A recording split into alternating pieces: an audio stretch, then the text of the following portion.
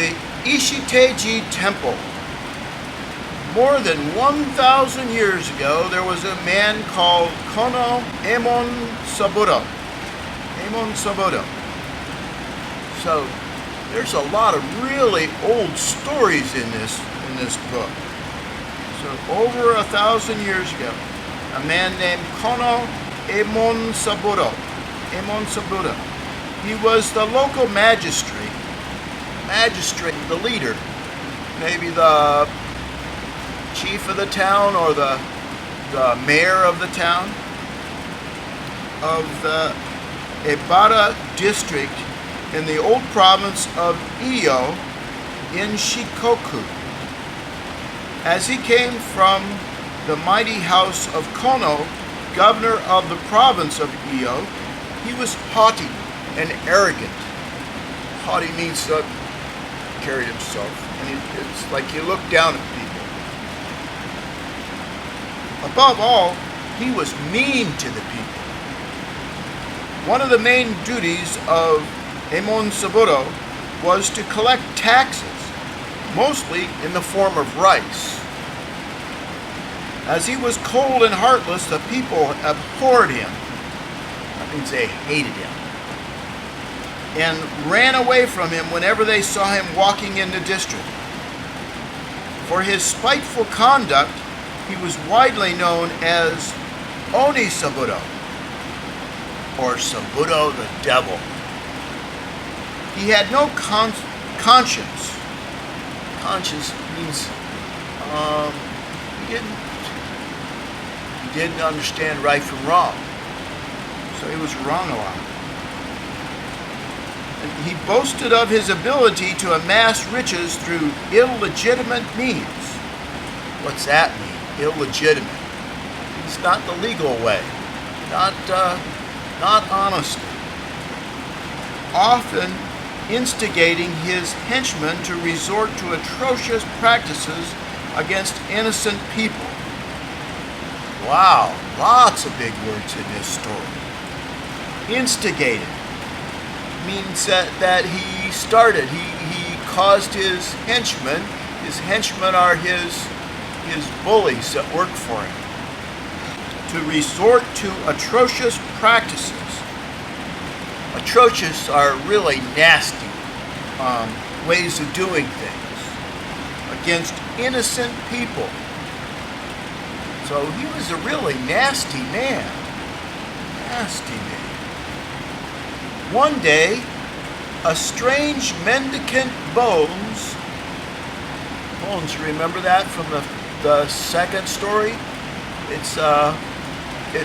And mendicant means he's traveling. So he's a traveling priest. He's poorly dressed, but with seeming dignity in his personality, came to the front entrance of Emon Saburo's residence and began to recite the usual invocation, holding an iron bowl for alms. So, invocation is a prayer, and the iron bowl for alms is for handouts for charity. By this time, it was almost second nature to Emon Saburo to take things away from people by force, and the idea of bestowing charity on other people didn't occur to him. Thereby, then, when he saw the frugally clothed man, bonze, frugally is very cheaply, to pinch his pennies. So he didn't have very much, so he is a very poor man. So he dressed very frugally.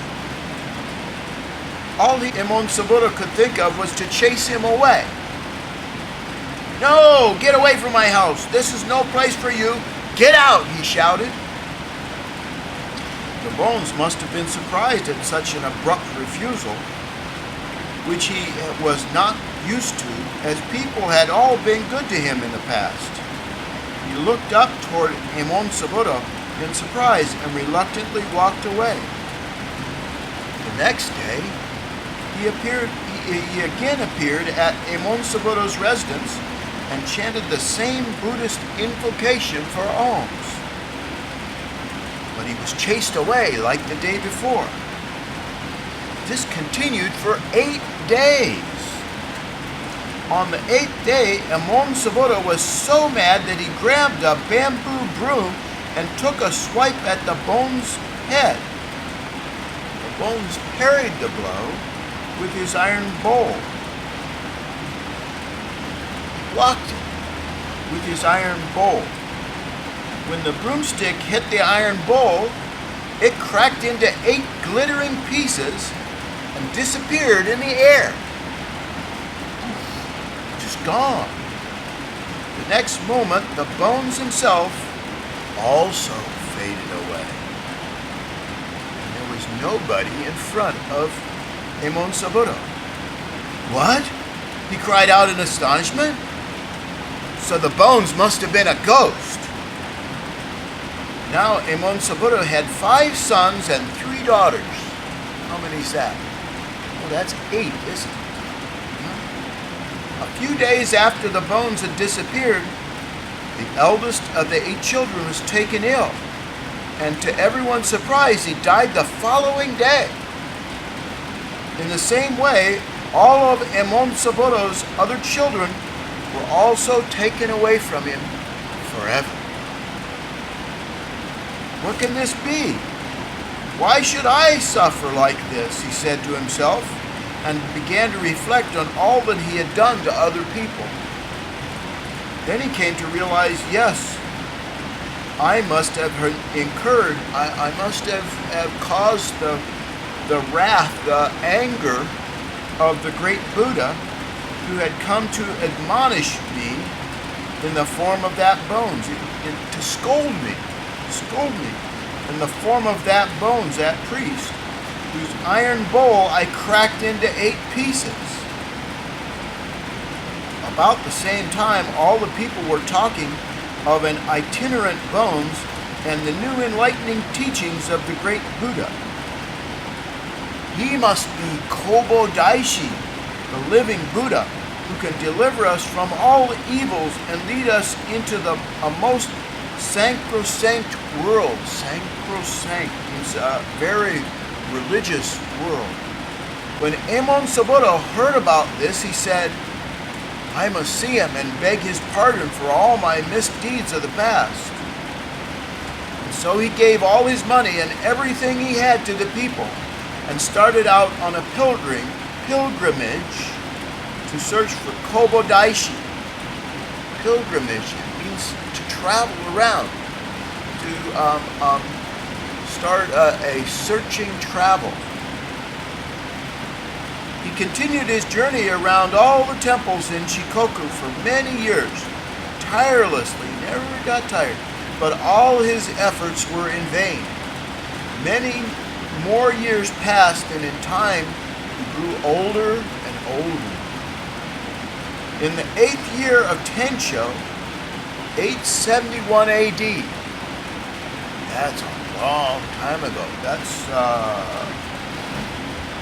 1,130 or so years ago. Long time. After Emon-Saburo had been in search of Kobo Daishi over 20 years, he found himself almost senseless from exhaustion at the Ishiteji Temple in the province of Awa. He was accosted by a kind and sympathetic voice. He was talked to by a kind and sympathetic voice. Saburo, I am here, the bonze you have been looking for. Kobo Daishi caressed the dying Emon-Saburo, forgiving him of all his past sins, and gave him a small stone on which was written, Emon-Saburo. Emon-Saburo died clutching his stone in his right hand hoping to be reborn into this world again to do good deeds to the people. Many years passed, and one year a baby boy was born to Kono Yasutoshi, governor of the province of Iyo. He was named Yasukata. At birth, his left hand was tightly closed, his left hand. So Emon Saburo died with a stone in his right hand. So very much to the wonder of the people of the Kono family, thereby the learned abbot of the nearby Ishiteji Temple was consulted. After reciting a sacred Buddhist sutra, he succeeded in opening the baby's hand. There was a small stone inscribed with Emon Saburo. Everybody present was awestruck, and then the abbot decided to change the name of Anyoji to Ishiteji in commemoration of the birth of a child with a gem-like stone in his hand. Ishi means stone, and Te means hand, and Ji is the temple. So it's the stone hand temple. Today, more than 1,000 years, Ishiteji has become one of the most flourishing among the 88 temples dedicated to Kobodaishi in Shikoku.